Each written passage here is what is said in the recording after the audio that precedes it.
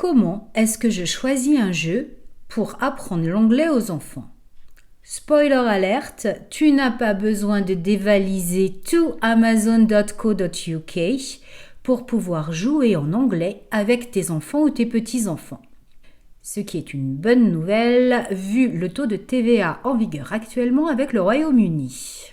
Aujourd'hui, je te donne mes tips and tricks, mes meilleures astuces pour jouer en anglais avec les enfants sans pour autant devoir acheter des jeux sophistiqués ou construire des trucs impossibles à ranger par la suite. Bonjour à toi qui veux jouer en anglais avec tes enfants ou tes petits-enfants, mais ne dispose pas d'un budget illimité. Aujourd'hui, je t'explique comment moi je choisis les jeux et spoiler alert, ce sont généralement des jeux que tu as déjà.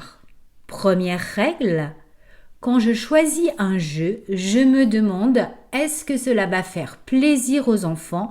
Est-ce que c'est un jeu qu'ils aiment? En gros, est-ce qu'ils vont avoir envie de jouer? Parce que si les enfants ne s'amusent pas, même le meilleur jeu du monde, le mieux conçu et le plus cher, ne sert strictement à rien. C'est pour ça qu'il est intéressant de toujours partir de ce qu'ils ont déjà. Les jeux de société qu'ils ont déjà à la maison et qu'ils apprécient, en français, les jeux de cartes et les jeux de cours de récréation, comme 1, 2, 3 soleil ou la marelle. Ce sont des jeux qu'ils ont déjà et qu'on peut très facilement adapter en anglais. Entre parenthèses, c'est un peu le même mécanisme pour toi, adulte, qui veux améliorer ton anglais. Pour progresser, il faut faire des choses que tu aimes déjà. Par exemple, on sait qu'on progresse énormément en lisant un livre. Mais si tu n'aimes pas lire, ça ne marchera pas, parce que tu ne vas pas lire. Si tu aimes lire, il est important de choisir un livre que tu lirais en français. Parce que si toi tu aimes les histoires d'amour, j'aurais beau te recommander le meilleur livre de science-fiction de tous les temps, tu ne le liras pas. Donc, choisis une histoire d'amour. Mais revenons à nos moutons. Tu trouveras en description les liens vers les vidéos que j'ai faites pour jouer à 1, 2, 3 soleil, What time is it, Mr. Wolf? Et Jacadie, Simon Says. Ce sont 2 très bons jeux de cours de récréation qui permettent d'acquérir de la fluidité avec la langue. J'y reviens sur le point 3. On peut aussi compter avec Hopscotch, le jeu de la marelle, même si au départ il est prévu pour être un jeu d'adresse. Est-ce qu'il y a d'autres jeux de cours d'école que tes enfants ou tes petits-enfants apprécient particulièrement? Cite-les en commentaire et je verrai comment te proposer une adaptation en anglais dans une prochaine vidéo. Ce qui est très important dans ce premier point, c'est de bien comprendre que les enfants sont beaucoup plus réactifs quand ils maîtrisent déjà le jeu et qu'ils l'apprécient. S'ils connaissent déjà les règles, ils vont pouvoir se concentrer sur la langue et pas sur la mécanique du jeu. Deuxième astuce, transformer ce que tu as déjà. Souvent, dans l'apprentissage des langues, on pense qu'il faut beaucoup de matériel et puis des jeux spéciaux développés spécifiquement pour l'apprentissage de la langue ou des applications. Et si tu me suis depuis un moment, tu sais déjà ce que je pense des applications. Je préfère vraiment qu'on joue entre êtres humains. La vérité, c'est qu'on n'a pas du tout besoin de nouveaux jeux. La plupart des jeux que l'on a utilisés pour apprendre du vocabulaire aux tout petits marchent parfaitement pour apprendre le même vocabulaire en anglais lorsque les enfants sont un peu plus grands. Simplement, on n'a pas toujours conscience que ces jeux étaient là dès le départ pour apprendre du vocabulaire. Par exemple, le loto des fruits nous a permis d'apprendre le vocabulaire des fruits.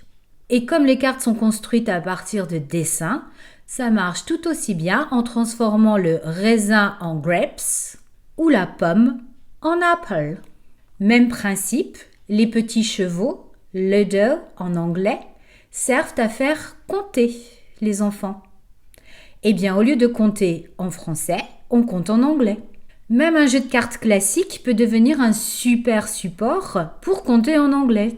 D'ailleurs, la semaine prochaine, je vais t'expliquer comment faire compter les enfants en anglais en transformant ton salon en casino. On va jouer au bingo et au blackjack. Abonne-toi à la chaîne pour ne surtout pas louper ça. Troisième point, lorsque tu choisis un jeu, choisis aussi un objectif. Est-ce que tu veux enseigner du vocabulaire? Est-ce que tu veux travailler sur la fluidité? Selon l'objectif retenu, on ne va pas utiliser les mêmes jeux. Si je veux améliorer la fluidité de la langue, je vais mettre les enfants en action, en mouvement. Si je veux qu'ils apprennent du vocabulaire, je vais les installer dans un environnement beaucoup plus calme et donc choisir un autre type de jeu en conséquence. Ils mobiliseront une forme différente de concentration en fonction du type de jeu. Et je ne peux pas leur en vouloir ou me dire que la méthode ne fonctionne pas parce qu'ils ne mémorisent pas de nouveaux vocabulaires en jouant à Pass the Ball. Le jeu n'est pas prévu pour ça. Il est prévu pour améliorer la fluidité. Quatrième et dernière astuce, il faut que tu t'amuses autant que les enfants. J'imagine que toi aussi, il y a des jours où ça te gonfle, mais vraiment ça te gonfle, de jouer aux petits chevaux ou à la bataille. Alors ces jours-là, propose plutôt quelque chose de créatif, comme Draw a Monster, dessine un monstre, ou de dynamique, comme Simon Says, Jacques a dit. De la même façon que lorsque tu joues avec les enfants en français, ton enthousiasme et ton niveau d'attention à la partie influencent le plaisir que vont prendre les enfants à jouer avec toi. Tu as un gros impact sur la qualité du moment passé avec eux. Alors si tu veux que les enfants assimilent jouer en anglais avec passer un bon moment avec toi, eh bien tu sais ce qu'il te reste à faire. Va mettre ton plus beau costume de bonne humeur et de joie de vivre et va t'amuser autant que les enfants. Have fun and see you next week.